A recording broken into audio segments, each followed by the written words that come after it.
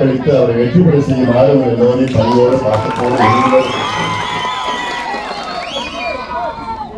இந்த தேர்தல் பிரச்சார கூட்டத்தில் என்னுடன் நுழைந்திருக்கின்ற அனைத்து தேசிய ஜனநாயக கூட்டணியின் நிர்வாகிகளுக்கும் பொறுப்பாளர்களுக்கும் சட்டமன்ற உறுப்பினர்கள் முன்னாள் உறுப்பினர்கள் அனைத்து நிலை நிர்வாகிகளுக்கும் இங்கே எழுச்சியோடு வீரத்தோடு வேகத்தோடு வெற்றி நிச்சயம் என்ற முழக்கத்தோடு வருகின்ற என் தம்பிகளுக்கும் என் தங்கைகளுக்கும் என் சகோதரிகளுக்கும் தாய்மார்களுக்கும் அன்பு தொண்டர்களுக்கும் மீண்டும் என்னுடைய பணிவான வணக்கங்கள். நம்ம நல்லா இருக்கீங்களா? இதெல்லாம் பார்க்கறது ரொம்ப ரொம்ப சந்தோஷம். அதுவும் முக்கியமான கட்டத்தில் உங்களை நான் பார்க்கிறேன். என்னுடைய வலியையும் என்னுடைய வருத்தத்தையும் உங்ககிட்ட தான் நான் பகிர்ந்து கொள்ள முடியும். இன்னைக்கு எனக்கு ரொம்ப வலிக்குது. என்ன வலி? இவ்வளவு பெரிய மக்கள் இருக்கிறாங்க. இவங்களுக்கெல்லாம் எப்படி இந்த பிள்ளைகளை படிக்க வைக்க போறேன்? படிச்ச பிள்ளைங்களுக்கு எப்படி இந்த பிள்ளைங்களுக்கு எல்லாம் வேலை வாங்கி கொடுக்க போறேன்? அந்த பெரிய வழி எனக்கு. இந்த வழியோடு தான் மருத்துவர் ஐயா அவர்கள் 45 வருஷமா வாழ்ந்து போற. 45 வருஷமா ஒரு மனுஷன் மக்களை முன்னேற்றணும், அந்த மக்களை படிக்க வைக்கணும், அந்த மக்கள் குடிச்சிட்டு போறாங்களே, நாசமாய் போடுறாங்களே, வேலை குடிசையில வாழ்ந்துட்டு இருக்காங்களே, இந்த வழி ஐயா வாழ்ந்துட்டு இருக்கிறார். இதுக்கு எத்தனையோ போராட்டங்கள் பண்ணும், எவ்வளவு ஆர்ப்பாட்டம், எவ்வளவு உயிரிழப்புகள். நம்ம தியாகிகள் சொல்லுவோம். ஒரே நாள் 21 பேர் தியாகம், உயிர் தியாகம் பண்ணாங்க. யாரு பண்ணாங்க? அவங்களுக்கு பண்ணாங்களா? அவங்க குடும்பத்துல படிக்கணும் பண்ணாங்களா? உங்க குடும்பத்துல படிக்கணும், படிச்சு வேலைக்கு போகணும், வேலைக்கு போய் சுயமரியாதையோட வாழணும்னு அந்த இடத்துல தான் அவங்க தியாகம் பண்ணாங்க. அதுக்கு தலைவராக யாரு? மருத்துவர் ஐயா வழி நடத்திட்டு இருக்கிறார். 45 வருஷமா ஒருத்தர் போராடிட்டு இருக்கிறாருன்னா அவருக்கு நீங்க என்ன செய்யணும்? ஒட்டுமொத்தமா நீங்க அவருக்கு ஆதரவு கொடுக்கணுமா இல்லையா? கொடுக்கணும் தானே. உங்களுக்கு தானே போராடிட்டு இருக்கிறாரு. 86 வயசு ஐயாவுக்கு. வேற யாராவது 86 வயசுல எங்க இருப்பாங்க? வீட்டுல உட்கார்ந்து. ஆனா ஐயா நான் உட்கார மாட்டேன், நானு கடைசி வரைக்கும் நான் உங்களுக்கு நான் போராடுவேன். அப்படிப்பட்ட ஐயா நமக்கு இருக்கிறாரு. ஆனா ஐயாவை இன்னைக்கு திமுக ஏமாத்திட்டு இருக்கிறாங்க. முதலமைச்சர் ஸ்டாலின் ஏமாத்திட்டு இருக்கிறாரு. ஐயா மட்டும் இல்ல, இந்த சமுதாயத்தை மட்டும் இல்ல, தமிழ் சமுதாயத்தை ஏமாத்திட்டு இருக்காரு. சட்டமன்றத்துல கடந்த வாரத்துல பொய்யா சொல்லிட்டு இருக்காரு. ஒரு முதலமைச்சர் பொய் சொல்றத பார்த்து அமைச்சர்கள் பொய் சொல்லிட்டு இருக்காரு. முதலமைச்சர் பொய் சொல்ற. இவ்வளவு போராட்டம் பண்ணி, இவ்வளவு அடிக்கடி நடந்து, இவ்வளவு வழக்குகள் வாங்கி கடைசியில நமக்கு இடஒதுக்கீடு கிடைச்சி 10%. நான் 10% கேட்கல ஐயா. ஐயா கேட்டது 20% கேட்டார். அதுக்கப்புறம் 18% நின்றார். 16 விழுக்காடு இடஒதுக்கீடு வண்டியில் கொடுத்தாதான் சொன்னாரு. அதுக்கப்புறம் பேசி கடைசி நிமிஷத்துல தேர்தல் நேரத்துல அது 10% குறைச்சிட்டாங்க. அதிமுக குறை சொல்ல கொடுத்தாங்க. ஆனா 10 நம்ம கேட்கல, அவங்க கொடுத்தது. சரி, அப்ப இந்த நேரத்துல சரி முதல் கட்டமா 10 வரட்டும், அதுக்கப்புறம் நம்ம அதிகமா படுத்தி 15, 16, 17 எடுத்துக்கலான்னு அந்த நம்பிக்கை தான் அன்னைக்கு வாங்கணும். ஆனா இன்னைக்கு அந்த 10 இல்லை. 10 எடுத்துட்டாங்க, ரத்து பண்ணிட்டாங்க. ரத்து பண்ணி உச்ச நீதிமன்றம் என்ன சொல்றாங்க? தமிழ்நாட்டுல வன்னியர்களுக்கு உள்ஒதுக்கீடு நீங்க கொடுக்கலாம், தடையே கிடையாது. தரவுகளை சேகரிச்சு கொடுங்க, டேட்டா கொடுங்க, டேட்டா கொடுத்து நியாயப்படுத்தி கொடுங்க. அந்த டேட்டா எங்க இருக்கு? யாருக்கு இருக்கு? தமிழக அரசு இருக்கு. இந்த டேட்டா வெளியில கொண்டு வர மாட்டாங்க. ஆனா இதே போக்குவரத்து அமைச்சர் சிவசங்கர் 4 நாள் படி சட்டமன்றத்தில் பேசுறாரு. டேட்டா படி, தரவுகள் படி வன்னியர்கள் 10.5 விழுக்காடுக்கு மேல படிக்கிறாங்க. என்ன வேடிக்கை, என்ன கேள்வி கூத்துது? யார் ஏமாத்துறது? எந்த அடிப்படையில் நீ சொல்ற? சரி, நீ டேட்டான்னு சொல்ற, நீ டேட்டா வெளியிடு. எத்தனை பேர் எங்க படிக்கிறாங்கன்னு சொல்லு, எத்தனை பேர் எங்க வேலைக்கு போறாங்கன்னு சொல்லு. குரூப் ஏ, டிஎன்பிஎஸ்சில குரூப் ஏ எவ்வளவு பேர் தெரியுமா இருக்கா வண்டியர்கள்ல? 4 விழுக்காடு. சமீபத்தில் டிஎஸ்பி தேர்வு நடந்தது டிஎன்பிஎஸ்சில. அந்த டிஎஸ்பி தேர்வுல 12 பேர் தேர்வு பண்ணாங்க எம்பிசில. அந்த 12 பேர் எத்தனை வண்டியர்கள் வந்தாங்க? ஒண்ணு கூட கிடையாது, 0. டெபுட்டி கலெக்டர் எடுத்தாங்க 5 பேர். 5 பேர்ல ஒரே ஒரு வண்டியர் கூட கிடையாது.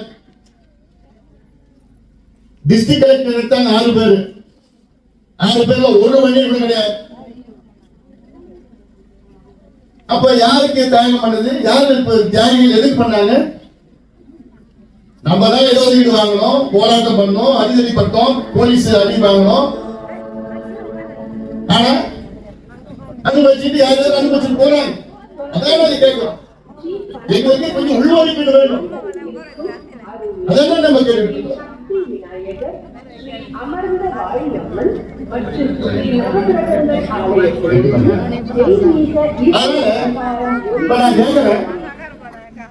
எந்த டேட்டா வச்சு அந்த சொல்ல வெளியிடு. முதலமைச்சருக்கு அவங்க சொல்ற டேட்டா என்ன தெரியுமா? இந்த குரூப் 4 இருக்குல்ல, குரூப் 4 என்ன? இந்த விஏஓ, இந்த கிளர்க், அதுதான் நமக்கு கிடைக்குதான். அது அதிகமா கிடைக்கும். நாங்க அது பெருசா இல்லை எங்களுக்கு. நீ குரூப் 1 புரியா? குரூப் 1 டிஎஸ்பி வந்ததுன்னா டிஜிபியா உயர்வாங்க, பதவி உயர்வு வரும். குரூப் 1 டெபுட்டி கலெக்டர் வந்தா ஐஏஎஸ் அதிகாரியா உயர்ந்து செக்ரட்டரியா வருவாங்க குறைக்கு. டிஸ்ட்ரிக்ட் ஜட்ஜ் செலக்ட் ஆனா உச்ச நீதிமன்ற ஜட்ஜாக உயர்வாங்க. அதுதான் எங்களுக்கு வேணும். நீ கொடுக்குற கிளர்க் வேலை, நீ கொடுக்குற கான்ஸ்டபிள் வேலை தான் எனக்கு வேண்டாம். வேண்டாம் சொல்லல, அது கூட நினைக்கல இன்னைக்கு. ஆனா அப்படியே 10.5 மேல கிடைக்கலாம். யார் 10.5 கேட்டாங்க? அவங்க 40% கொடுத்துருப்போ. கொடு. இதெல்லாம் பேசுறது என்னால ஏற்க முடியலமா. ரொம்ப வலிக்குது எனக்கு. இந்த தேர்தலில் உங்க கையில வாய்ப்பு ஓட்டு இருக்கும். முக்கியமான தேர்தல்.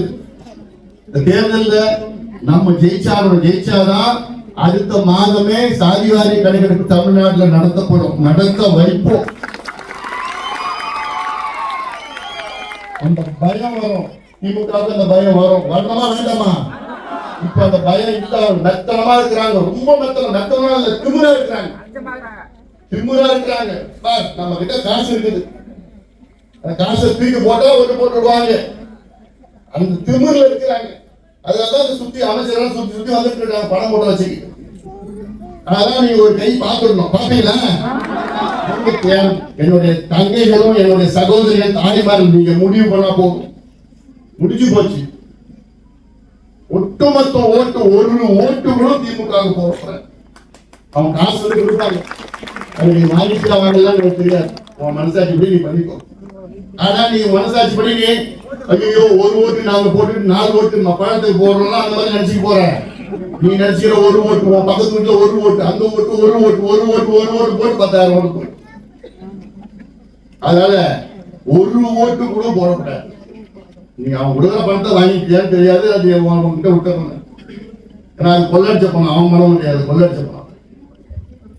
பக்கத்துல தெரிஞ்சதுல கள்ளச்சாராயத்து 65 பேர் இறந்தாங்க கள்ளக்குறிச்சியில, பக்கத்து ஊர்.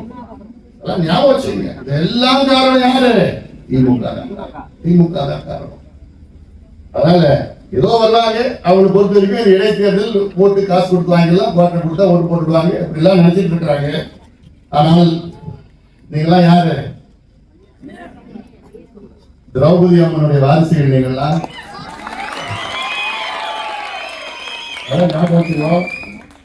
நம்ம யாரும் காமிக்கணும். தேர்தலில் காமிக்கணும். இது நமக்கு மான பிரச்சனை. தேர்தல் நமக்கு மான பிரச்சனை. அதை மட்டும் ஞாபகம் வச்சுக்கணும். இந்த தேர்தலில் திமுக வேட்பாளர் சிவா, அவர் வேட்பாளர் சிவாதானே? அது சொல்லு, அது கேட்கணும். திமுக வேட்பாளர் சிவா வெற்றி பெற்றா சிவா குடும்பம் நல்லா இருக்கும். பெரிய கோடீஸ்வரர். இப்ப சிவா இன்னும் பெரிய கோடீஸ்வரர் ஆயிட்டு வர. அவ்வளவுதான். நம்ம அன்புமணி இங்க இருக்கிற அன்புமணி வெற்றி பெற்றால் நீங்க நல்லா இருப்பீங்க, உங்க பிள்ளைங்க வேலை கிடைக்கும், உங்க பிள்ளைங்களுக்கு மூணத்துக்கு முதல் கட்டம் நீங்க போடுற ஓட்டு தான். அதனால அதை நீங்க உறுதிப்படுத்திக்க. ஒரு ஓட்டு கூட போகக்கூடாது, ஒரு ஓட்டு கூட போகக்கூடாது. அந்த காலத்துல நடந்தது, ஊர்ல நடந்தது. ஒட்டுமொத்த ஓட்டு 100 விழுக்காடு ஓட்டு மாம்பழத்துக்கு போடணும். நீங்க போடணும். போட்டு நம்மளுடைய அன்புமணி, ஏன்னா நானும் அன்புமணி தான், இவரும் அன்புமணி தான், 2 பேரும் அன்புமணி. 10ஆம் தேதி தேர்தல், 10ஆம் தேதி தேர்தல் நாள்ல காலையில முதல்ல போயிடுங்க.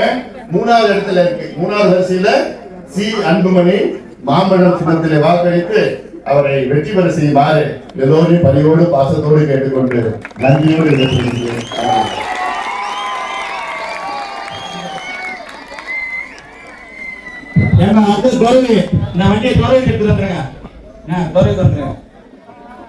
நன்றி நன்றி அனைவருக்கும்.